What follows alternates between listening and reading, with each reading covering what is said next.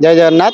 आज हूँ पवित्र अक्षय तृतीया एवं महाप्रभुंकर जो विश्व प्रसिद्ध घोषयात्रा आज हूँ रथ काठ अनुकूल।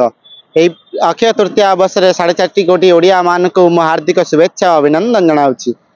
महाप्रभुंकर जो ग्रीष्मकालीन अनन्य लीला हूँ चंदन जात। यही जो ग्रीष्मकालीन महाप्रभु जो निजे चंदन लेपी है निजे ठंडा मेटाइबे ठीक से हीपरि आमे से होती भक्तप्रिय माधव से भक्तप्रिय माधव भक्त सेवा निमंते ये सेवार जीवन अनुष्ठान समर्पित।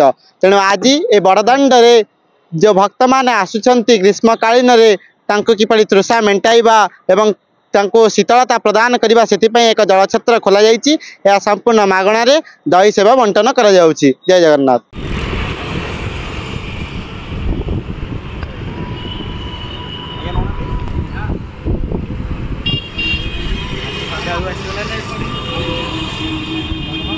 आज जो शुभ अक्षय तृतीया अच्छी महाप्रभु आज रथ काठ अनुकूल हबार अच्छी चंदन यात्रा अयारंभ हो रथ यात्रार प्रथम अयारंभ आज दिवस हो तेणुक आम आज आम जो जलछत्र सेवा कार्य आरंभ करूँ से कार्यटी को आम भाविचु महाप्रभुर यात्रा सहित आम चलो सेवा जीवन पक्षर आज आरंभ हो खरा जो रौद्रताप अच्छी आस अगणित श्रद्धा मानू शीतताप तो दे पारू ना आम पाखे एत साधन ना मात्र आम जलछत्र साहाय्य से आसु आरोग्य करने शीतल जल देवार व्यवस्था कर।